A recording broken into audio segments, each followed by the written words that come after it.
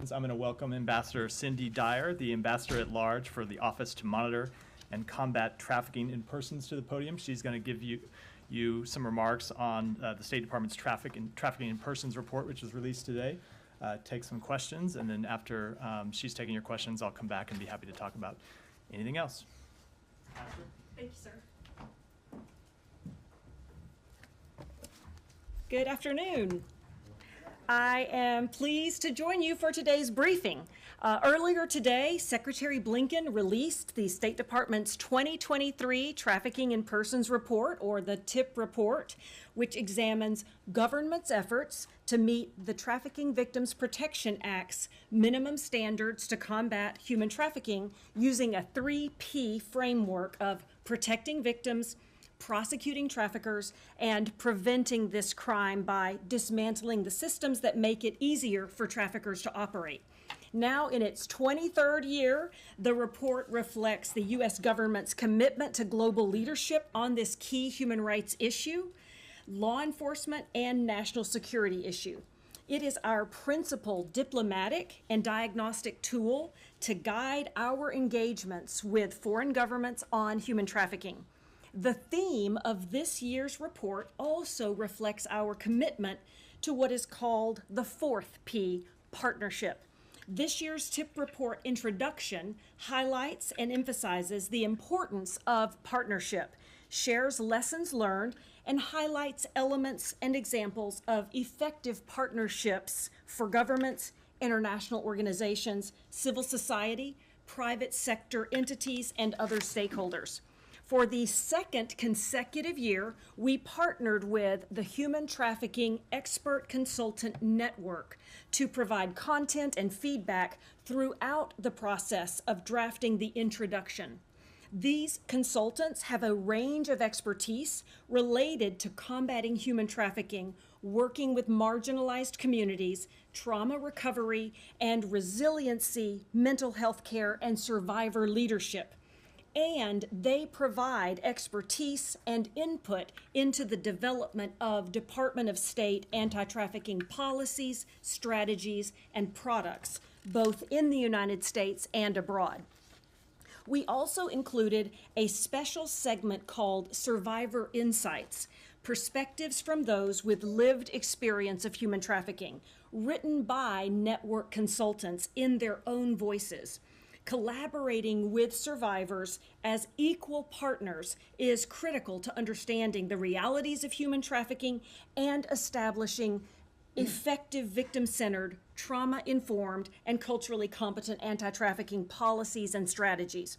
I thank them for their thoughtful and meaningful contributions to this year's TIP report and for sharing their expertise with us.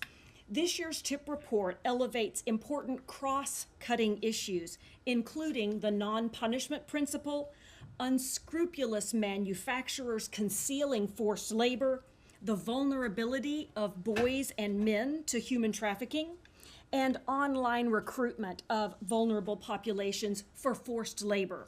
And I want to highlight one rapidly growing and troubling trend: forced labor as a result of cyber scam operations. Traffickers have leveraged pandemic-related economic hardships, increased global youth unemployment, and international travel restrictions to exploit thousands of adults and children in a multi-billion-dollar industry over the last 2 years in these schemes. Many people have responded to job offers for what they think are legitimate work in IT, in casinos, or other seemingly legitimate businesses. Often, these individuals are forced to participate in cyber scams under impossible quota arrangements that make them increasingly indebted to traffickers. Traffickers use this debt to exploit victims in forced labor and sex trafficking, including in special economic zones, primarily throughout Southeast Asia, but ensnaring nationals from at least 35 countries or territories. We will continue to engage governments and authorities on the importance of proactively identifying and assisting victims and protecting people from fraudulent recruitment schemes like these. And we aim to raise awareness on this trend through this report. We will bring assistance to bear when we can, support government and civil society efforts to address this issue and protect victims. In the country narratives, this year's report assessed 188 countries and territories, including the United States. Overall, there are 24 tier ranking upgrades and 20 downgrades, compared with 21 upgrades and 18 downgrades last year. There were 2 upgrades to Tier 1, 19 upgrades to Tier 2, and 3 upgrades to Tier 2 watch list from Tier 3. Half of this year's 24 upgrades were in sub-Saharan Africa. Downgrades this year highlight systemic gaps. Governments not reporting their anti-trafficking efforts, not screening for trafficking indicators, not tackling forced labor adequately, not effectively monitoring protection systems, and not equitably implementing anti-trafficking efforts. Across all data points included in the global totals, tracking prosecutions, convictions, and victims identified, there were increases reported as compared to the 2022 totals. Prosecutions were higher than the years immediately preceding the pandemic. Convictions continued to increase, and victim identifications increased by nearly 25,000, although neither convictions nor victims identified were yet back to pre-pandemic levels and highs reported in 2019. Globally, efforts to prosecute and convict labor traffickers and identify labor trafficking victims were also notably higher than prior years, which we attribute both to ongoing improvements in government efforts in this area, as well as better government data collection and reporting. Finally, before I open it up for questions, I want to highlight the 8 TIP report heroes who have devoted their lives to the fight against human trafficking and who the department is honoring today. The 2023 TIP report heroes come from Brazil, Cambodia, Iraq, Nigeria, Pakistan, Peru, and Venezuela. We hope you saw the live stream with the award presentations and Yvonne Idahosa's remarks on behalf of the group. These individuals inspire each of us to do more to advance the global fight against human trafficking and protect the victims and survivors of this crime. The honorees will engage with American communities and organizations committed to ending human trafficking in Boston and Miami through the U.S. Department of State's International Visitor Leadership Program, IVLP.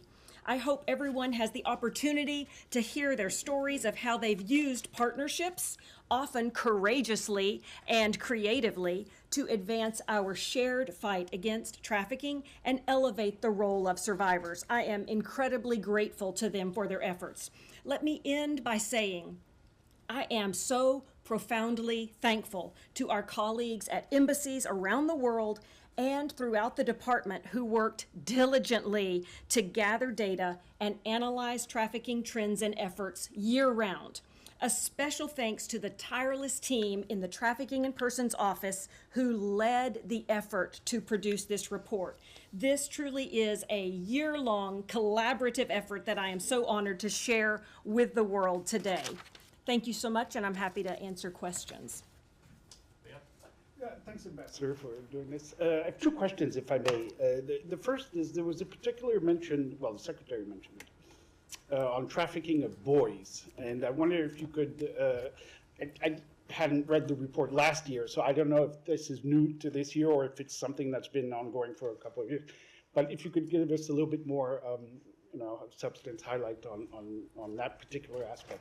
And the second question is, since the report includes the United States, I assume the U.S. made the first tier, and so I'd like to have your assessment of human trafficking in U.S.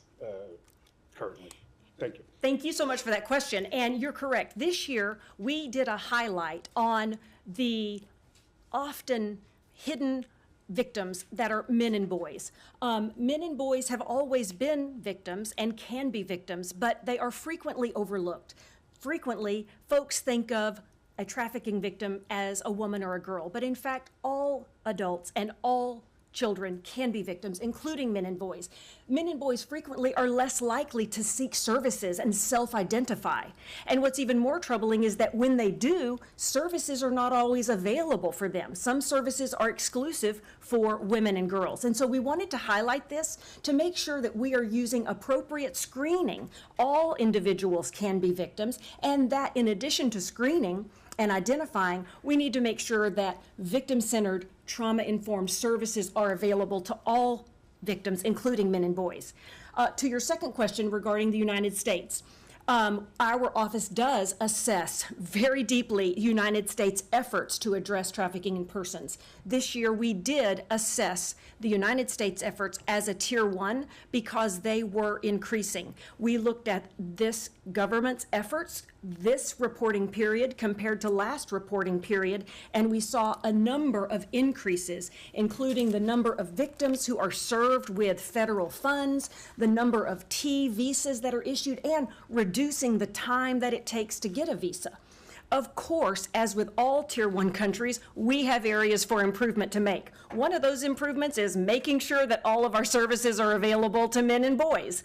We need to do a better job of identifying labor trafficking because so often people are really looking for sex trafficking, and we need to make sure that we're looking for all victims of trafficking. So while we did assess ourselves at a Tier 1, the U.S. narrative is detailed, and it provides not only areas where we did a great job, but areas where we have improvement. Thank you. Okay, thank you. I'm Jenny. I'm sorry. Yeah, you called me yesterday, also you mistake. Please correct my name. All right, thank you. Regarding trafficking, human trafficking in North Korean defectors, what action is the United States taking against the Chinese government, which is committing human trafficking and human rights violations against North Korean defectors? And how much does the United States care about this? Thank you. Thank you for your question. The United States cares deeply about all victims of trafficking. Our chief reason for putting so much time and effort into this report is so that it serves as both a diagnostic tool and a diplomatic tool. We really use this during our engagements with other countries. We use it to try to get better services and improve every country's response. As it pertains to the PRC, you can see in the TIP report that we assessed that China is not meeting the minimum standards for addressing human trafficking, and they are not making significant efforts to do so. That would put them on Tier 3. That's the bottom tier. Additionally, to your point, we found that they're engaging in a policy or pattern of trafficking. We want countries to do a good job and certainly not to actually engage in bad practices, which the narrative clearly points out that China is doing, especially the policy or pattern of forced labor through the continued arbitrary detention of Uyghurs, ethnic Kazakhs, ethnic Kyrgyz, and members of other religious and minority groups. Additionally, the PRC is actually taking efforts to try to make it more difficult for us to determine if their supply chain is clean, for us to determine if forced labor is occurring. We are aggressively monitoring this. We are also monitoring the government's use of the Belt and Road Initiative, where they are potentially using their forced labor of their own citizens as well as host countries. So we are definitely focusing on this really heavily in the report. Thank you. Ambassador, thank you so much for coming down here. Can we speak to some of the new vulnerabilities that Russia's war against Ukraine has created and its long and short-term impacts? both in the region and globally, please? Thanks so much. Thank you so much for asking about that. We remain deeply concerned of human trafficking faced by all of those fleeing the war in Ukraine. Russia's full-scale invasion of Ukraine forced more than 8 million people to flee Ukraine and displaced 1.5 million more within its borders as of May 2023.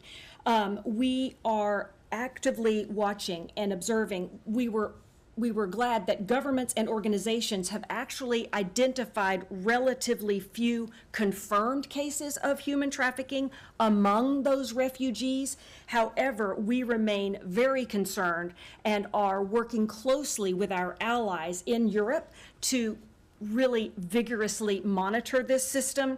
And we are particularly concerned about the trafficking also within Ukraine due to Russia's invasion, particularly for children and internally displaced persons.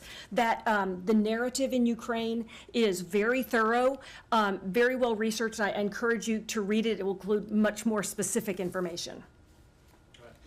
Thank you, Ambassador. You talked about that one of the persons that you invited to here is from Iraq.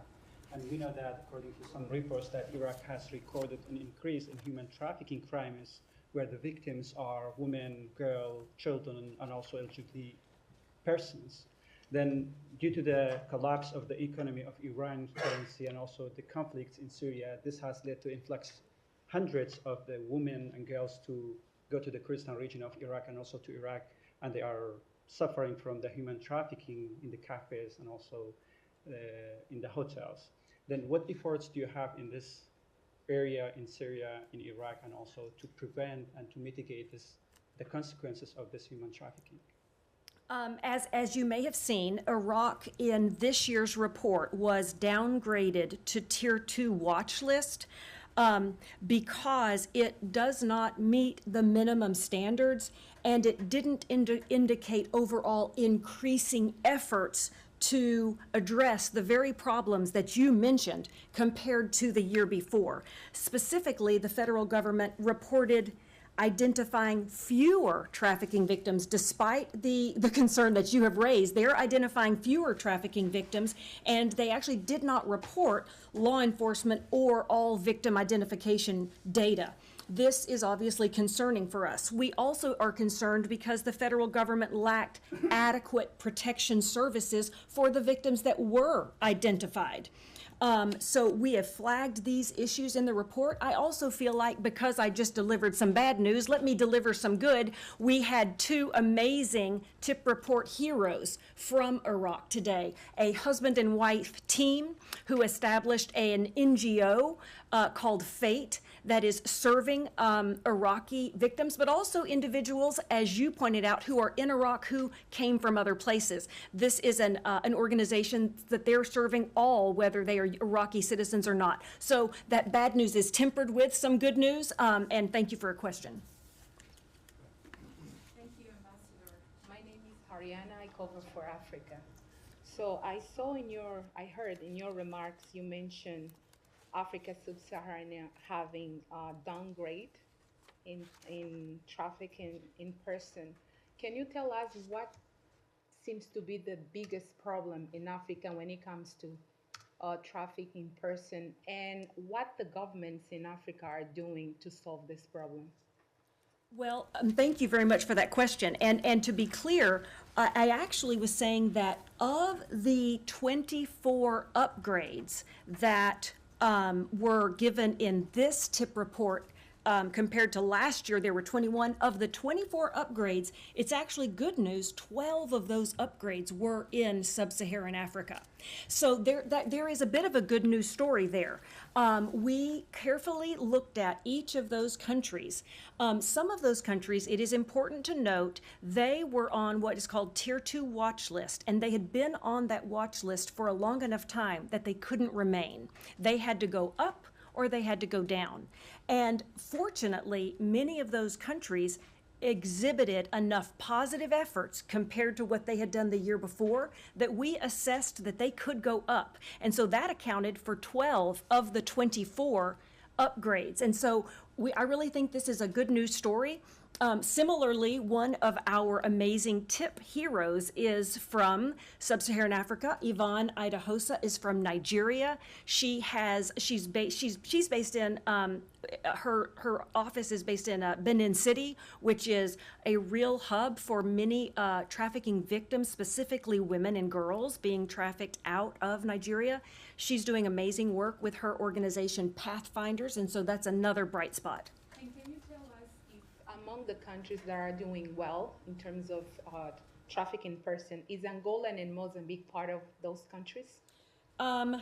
I would have to look up. I don't know if I have the specific information on Angola and Mozambique. I know that we had one upgrade to a tier 1 country that was the Seychelles actually went up to tier 1, which is, while, as we've established, all tier 1 countries still have improvements to make, it's the highest tier. And so that was a good news story. But tell me the specific country that you wanted to ask about? Angola and Mozambique. Okay.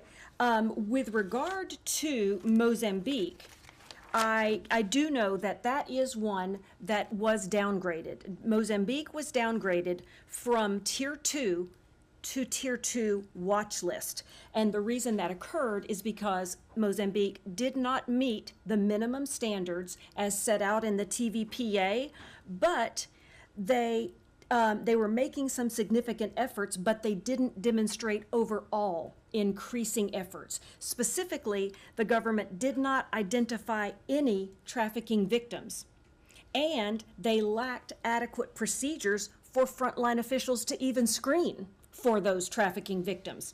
And for the 7th consecutive year, the government did not adopt its draft national referral mechanism, which would set in place the screening procedures.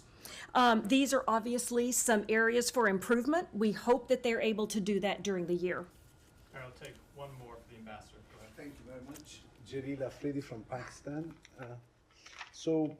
I would like to know first, did Pakistan, which tier did it fall in? And secondly, we had a lady from Pakistan who went through human trafficking, and she was a national hockey player.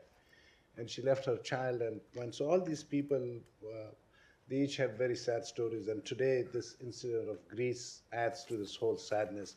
But from Pakistan point of view, I like in this 23 years of journalism, this is like these human traffickers, we never hear severe punishments for them. We never hear their deportation. We never hear their like putting them in life, for the whole life in jail. What is the reason for that? You actually bring up a really good point, because we do believe that in addition to identifying victims and referring them to services, traffickers will continue to operate as long as they can do so with impunity. It's a financial crime, and as long as they can do it with impunity, then they will continue to do so, which is why one of the key areas that the Trafficking in Persons report covers is not only was there a prosecution, but also was there a conviction? And was there a conviction that resulted in a punishment that is appropriate to the severity of the crime? Pakistan definitely has room for improvement in this area. One good thing on the good news is the honoree, the tip honoree that we had from Pakistan, is actually a government official. He is someone who is in the police department, who is working really hard to create a more coordinated response between the police and the prosecutors and the service providers, so that victims can tell their story, so that prosecutors can bring that forward, and so that they're more likely to get a conviction. His name is Zahir, and he was really inspiring. I hope maybe you have an opportunity to talk to him while you're here. Thank you, Ambassador. Thank you. Thanks for being here. Thank you for having me. Okay. Get my house in order here.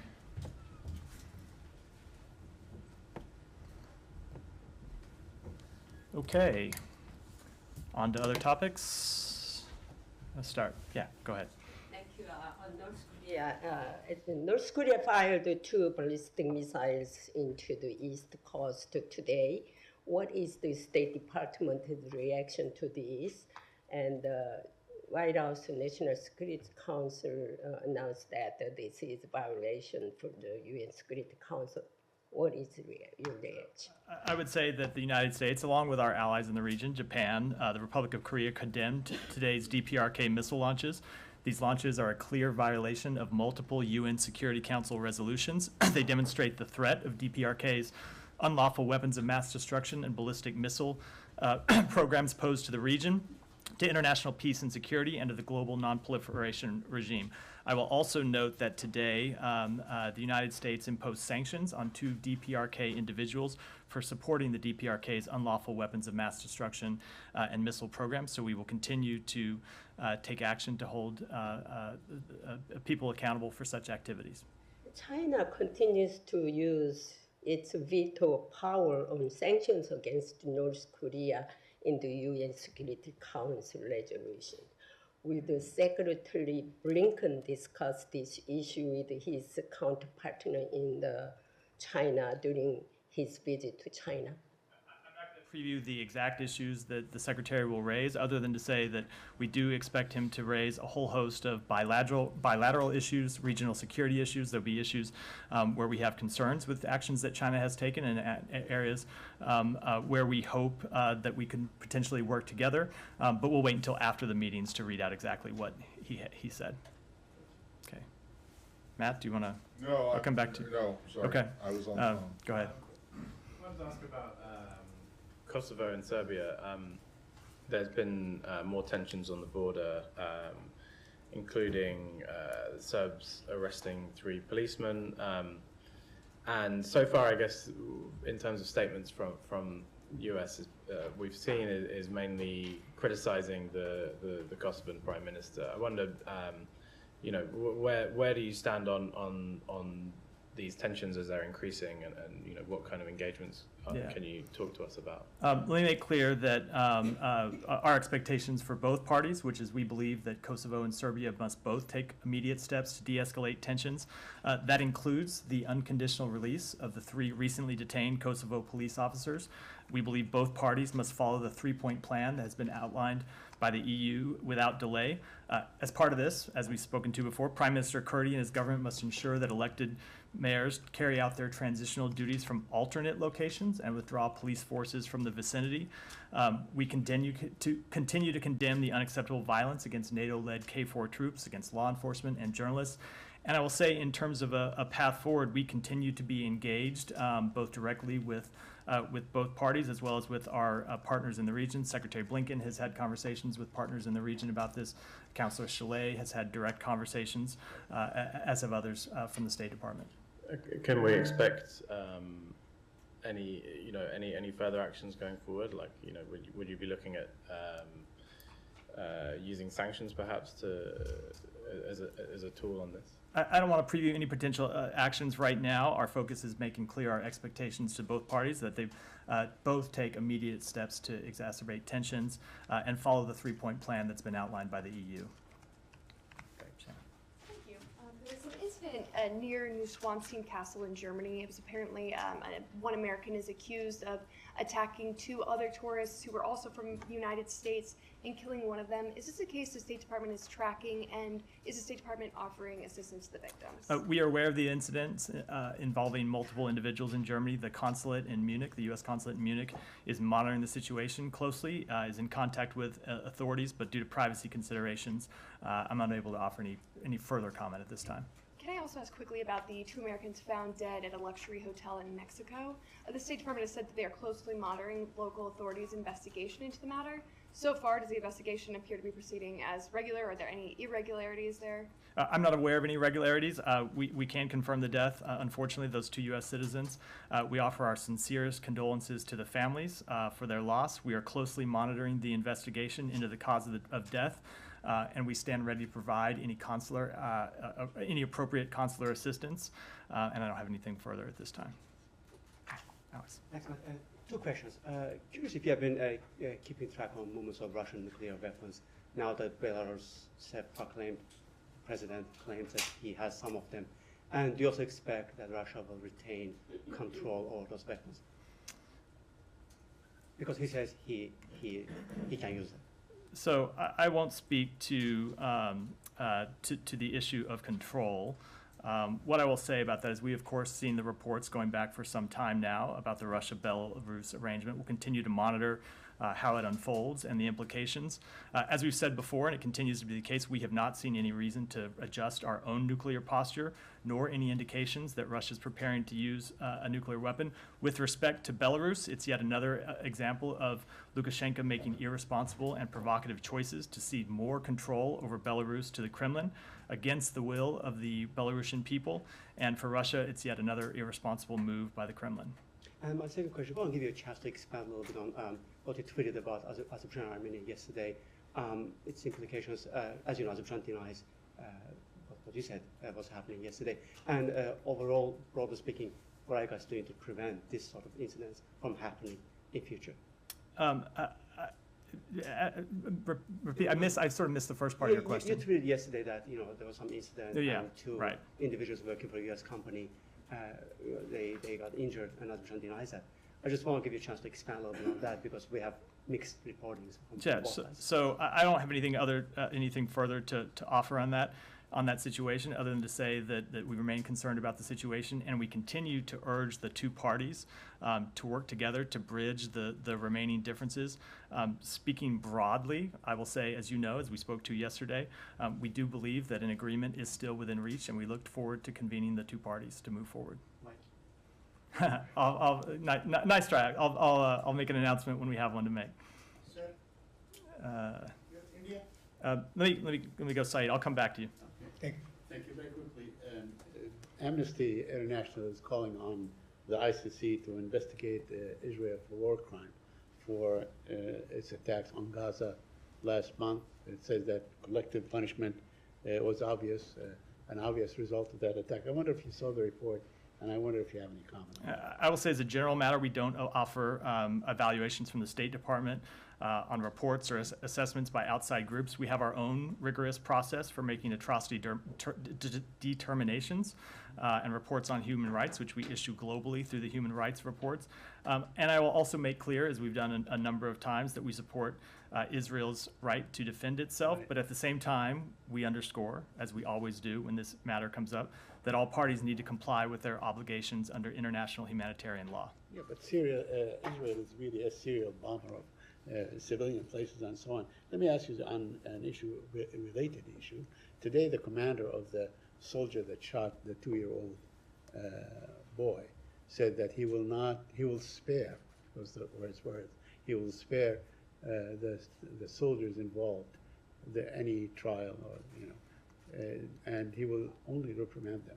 Is that acceptable to you, that somebody shot a 2-year-old boy and they get reprimanded? I mean, what deterrent is there for soldiers not to do that again? I will say, as I said yesterday, we continue to offer our condolences to the family. We always mourn the loss of civilian life, and we continue to look into the investigation into this matter.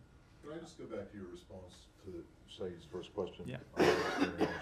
And this is something I've done with previous spokespeople going back to 1999. It's simply not true that you don't offer assessments or talk about reports from outside organizations. In fact, in the human rights reports every year, there are specific citations to reports from Amnesty International and Human Rights Watch. The fact of the matter is that you don't talk about them when they don't serve your own interests. So if Amnesty or Human Rights Watch or Freedom House or some other group comes out with something that is critical of one of your friends or allies, you say you don't want to, you don't talk about it. But when they come out with reports about China or North Korea or Russia or a foe, you're all over it. So please don't go with this. We never talk about this. Just if I'll speak to the words I use, which are as a general matter. We do not. There are always exceptions, of course. Oh, okay. The exceptions happen to be when they're talking about people that you don't like. Go ahead, Olivia. Thank you very much, Matt. There's word from CISA that several federal agencies have been affected by a cyber attack, potentially involving a Russian group. Can you confirm whether the State Department is among those agencies and whether there's any remediation underway? I'm not aware of the State Department being one of those agencies. and I would refer you to CISA for more information on those reports. Okay, do I have two more at you? Yeah. One, the Russians are appearing to publicly signal a willingness to return to the New START treaty. Can you say whether that openness has been delivered in more discreet or official channels to this building? Not that I'm aware of. Okay, and on Iran, we have On heard you, Iran. Iran. We've all heard you loud and clear saying there's no deal, interim or otherwise, in the last several days. A lot of ink has been spilled. We've discussed it a lot in this room. Is it fair to say that there's been some momentum or movement in areas of mutual concern between the U.S. and Iran? I think how I would describe it is we have been clear what our Iran policy is and what our Iran objectives are.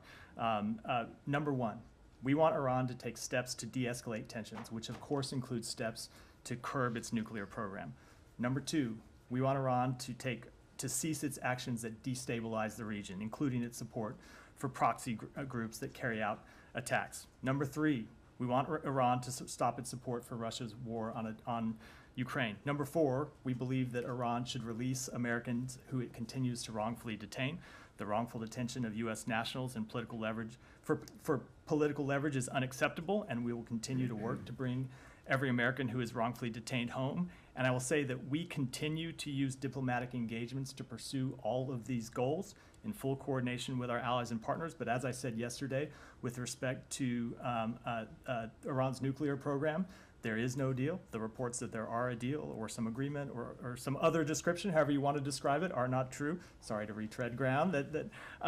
And as much as I would love to stand up here today and say that we have an agreement to bring U.S. citizens home, U.S. citizens who have been wrongfully detained home, that is not the case. It is a matter that we continue to work, that we continue to spend a great deal of time and resources trying to effectuate, and we will continue to do so.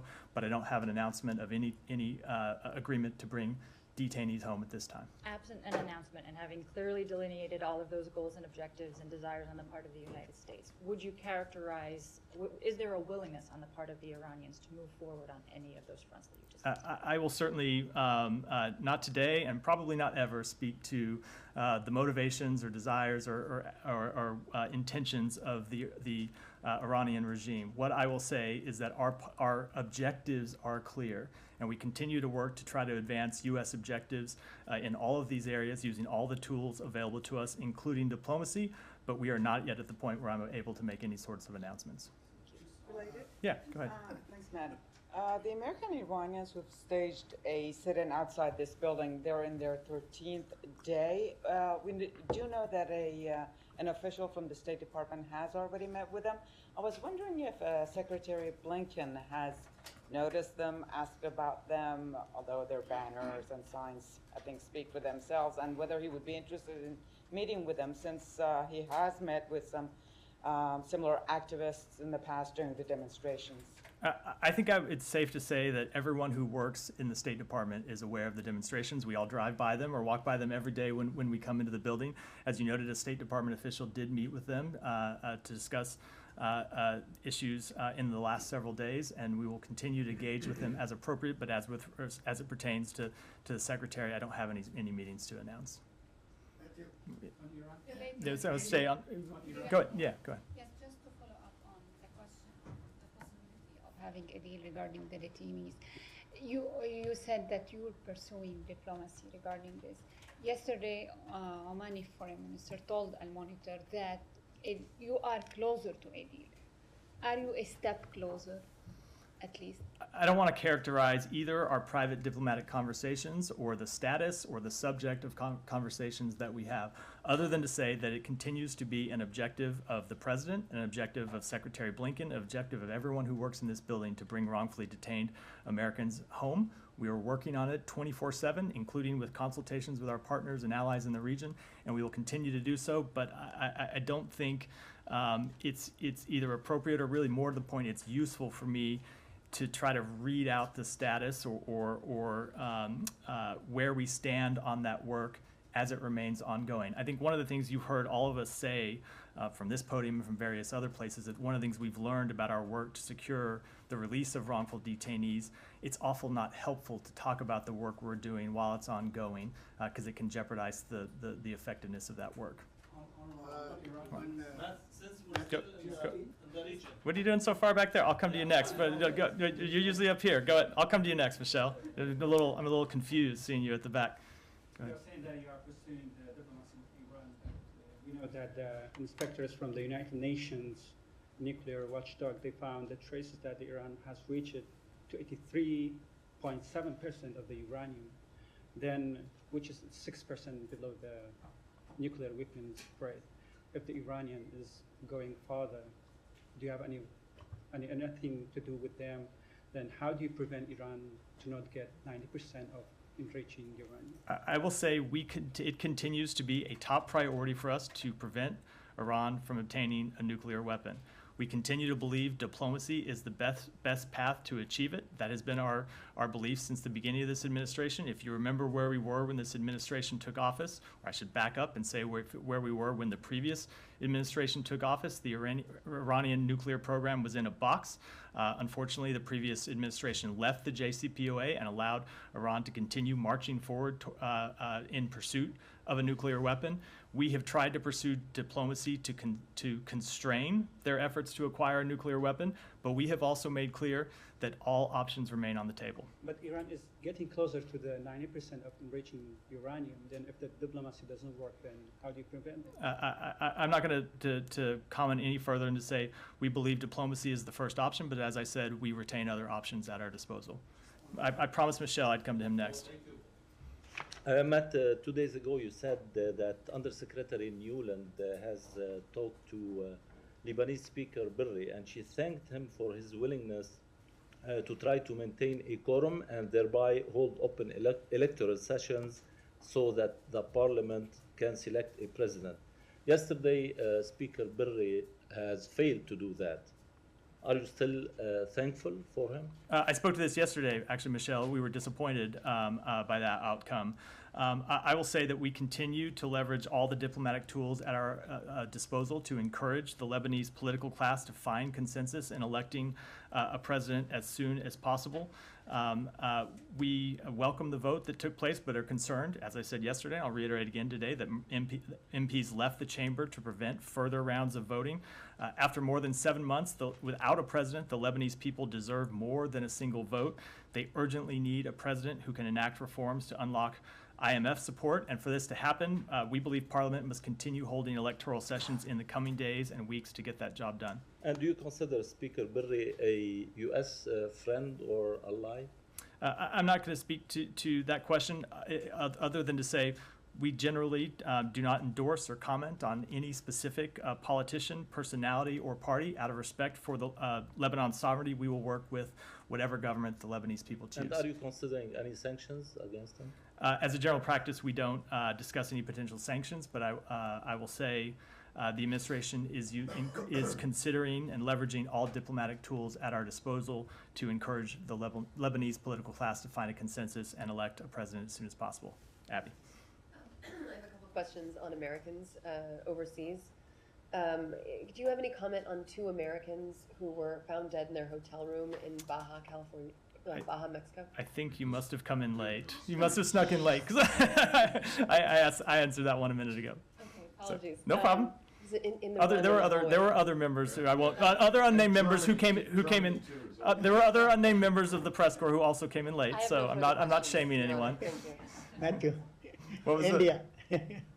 As far as U.S.-India relations are concerned, next week, today, the Prime Minister of India, Mr. Narendra Modi, will be welcomed at the White House by President Biden, following with the state dinner.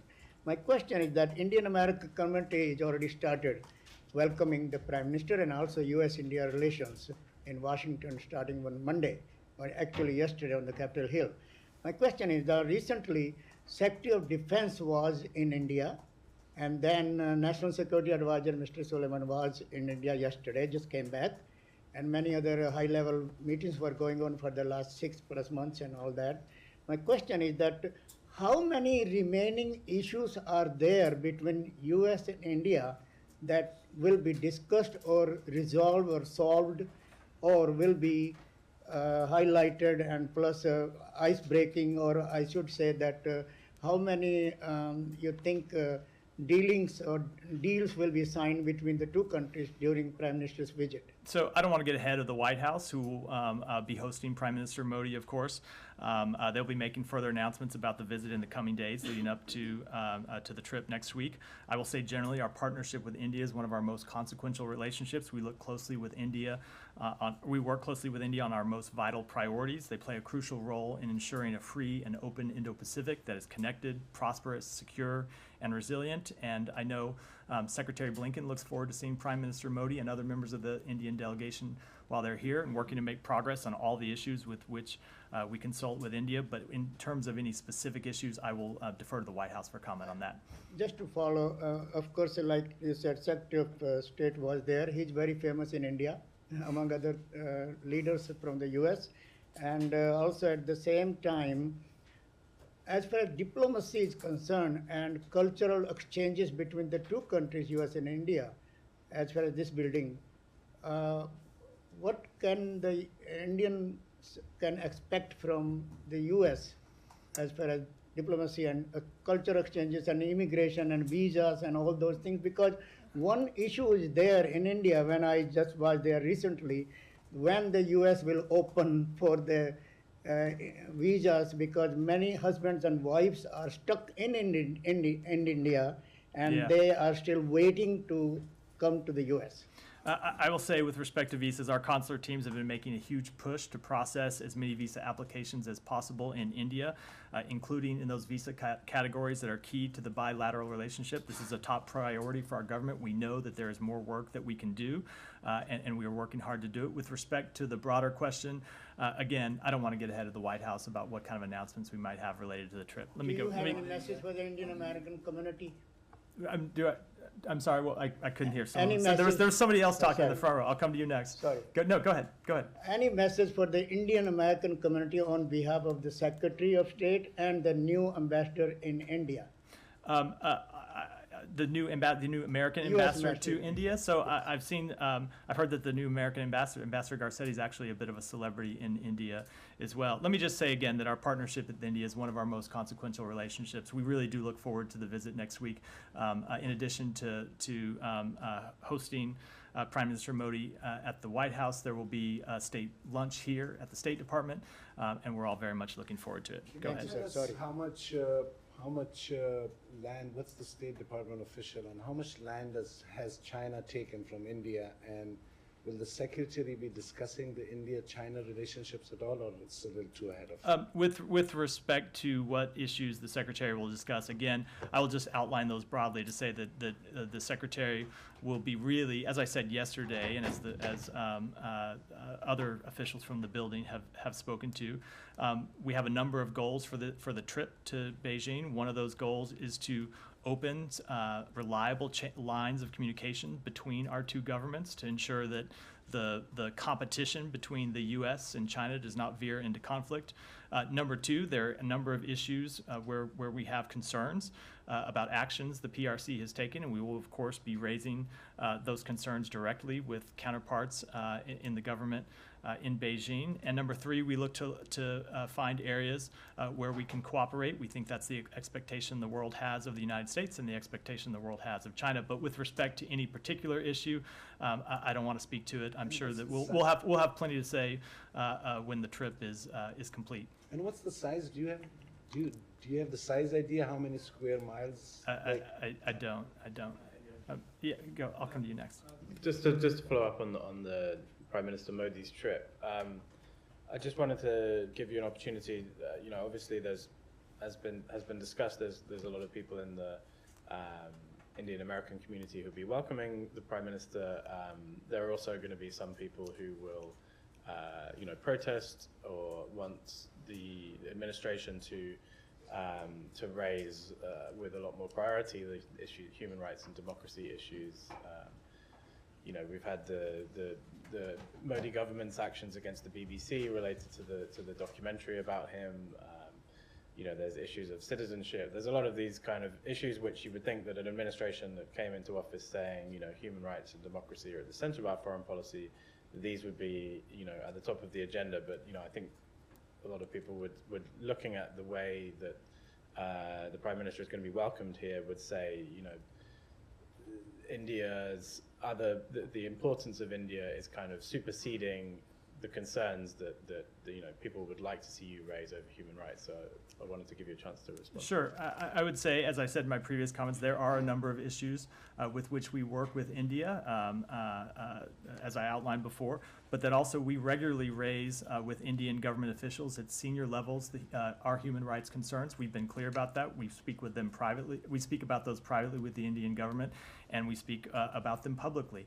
I will also say that with respect to protests, we support the right of every American to exercise their First Amendment rights to make their voices heard. We just earlier in this briefing talked about a very vigorous exercise of the First Amendment right that's been happening outside our building for, I don't know, a week or two now, and we continue to support the right of Americans to do so. Now, I promised I'd come to you next. Yes, so the last 2 weeks, we heard many times President Biden mention the solar facility investment in Angola. One of the moments was when President Biden were having a press conference with the Prime Minister of UK, and recently during the reception with the US ambassadors abroad in other countries. So President Biden also mentioned again that he's very proud of this solar facility investment in Angola. So my question is, can we expect in the future U.S. Delegation travel to Angola to see this solar facility investment in Angola? When I mention the delegation, I'm referring to State Department official or even President himself, because he said he would travel to the continent. We don't know where he's going, when he's going, but can we expect him, since he's very proud about this solar facility and he keeps mentioning, is he by any chance also planning to go and see this investment in Angola? So I will say that we all, of course, are very proud of that investment. I believe officials from the American Embassy in Angola have spoken to the issue a number of times. But with respect to any presidential travel, I don't have anything to announce. I suspect they would. I would be in some jeopardy if I started announcing presidential level travel from the podium at the State Department. Go ahead. On Sudan, the fighting seems to be getting worse and spreading. Why do you think the actions taken by the State Department haven't seemed to make much of a difference? And do you have any hope for a resolution in the near future? So I will say we continue to stay engaged on this matter, both bilaterally and with our partners in the region, most chiefly the Saudi Arabia. We have been extremely disappointed by the actions of the two parties. We continue to stand by the people of Sudan and urge the parties to end the fighting immediately. One of our messages has been all along, both directly to the two parties, and we've said this publicly a number of times, that there is no military solution to this conflict. The Jeddah talks that were taking place provided a face-to-face opportunity to have a dialogue. We strongly urge the parties to take advantage of that. We were able to secure a number of ceasefires, some more effective than others, but ultimately the parties decided that they would resort to resuming conflict. I would say that we continue to engage with partners in the region and continue to consider other options that are available to us. We announced a range of sanctions, I think it was week before last, and we continue to consider other steps moving forward. Yeah, go ahead. Thank you so much. Jahan Zaidi from Airwide News TV, Pakistan. Pakistani government and military have imposed a ban on the media coverage of former Prime Minister Imran Khan. Media channels are not even allowed to say or mention his name in the news bulletins and primetime shows. This raises concern about press freedom and the role of government in controlling media narratives. So would you like to say something about safeguarding the rights of journalists and the public's access to the information? Sure. I would say that we generally urge all governments to respect the role of journalists and media. We believe that press performs a critical function in democratic societies. We expect that journalists covering the events in Pakistan should all be allowed to do their work. A free and independent press is a vital core institution that undergirds healthy democracies by ensuring that electorates can make informed decisions and holding government officials accountable. That last part is near and dear to my heart as someone who personally comes before you to be held accountable just about every day. Sir, so one last question. What is the current stance of the United States towards Imran Khan? What is the current stance? Towards Imran Khan, as he recently, in his recent interview, He's a private citizen. We don't generally have stances he's towards the former private prime minister. He's continuing to say, he just said that he claimed that defying U.S. policies led to his downfall. I would say that we've spoken to this in the past. Those allegations are absolutely false. Pakistani politics are a matter for the Pakistani people to decide pursuant to their own constitution and laws. They are not a matter for the United States government. Let me take one more from Saeed and then we'll wrap. Thank you. On human trafficking, and I apologize for walking in the middle of the ambassador's briefing. Child labor trafficking and child labor exploitation really have the same components a great deal of the time, and especially in conflict zones or zones adjacent to conflict zones. And, and sometimes a situation that can be really terribly exacerbated by the fact that sometimes the elder child is the sole breadwinner. I mean, I'm talking about real situation, talk about Syrian boys and so on that are in camps in Turkey and in Jordan. I mean, we see it day in and day out, about 1,000 and so on. So what measures can be taken, first of all, to ensure their safety, to make sure that, I mean, these countries are your allies, to introduce maybe some labor child protection laws and so on. I will say, first of all, of course, and I wish you would have asked the ambassador who could have given a much more complete answer. I will say the first thing that we do is to continue to shine light on the problem around the world. I think it's an important step that we take to release this report every year, to call out practices around the world that may not be up to appropriate standards, and we will continue to shine a light on those activities and work with countries in the region to try and improve them. Thank you all.